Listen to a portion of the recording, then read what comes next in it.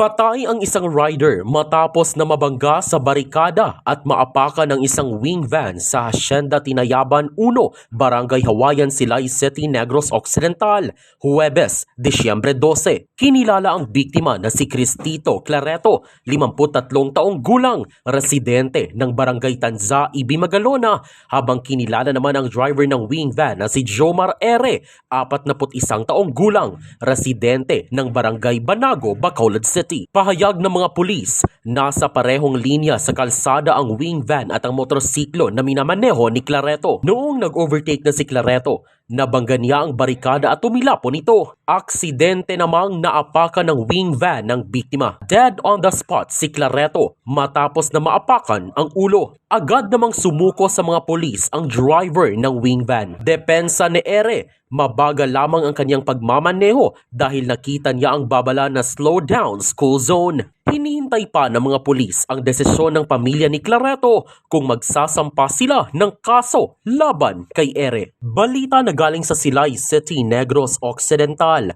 Zairo Vanalbay. Para sa Kampiyon na Balita, Serbisyo Publiko at Kasiyahan sa Negros, K5 News FM. K5 News FM. News FM.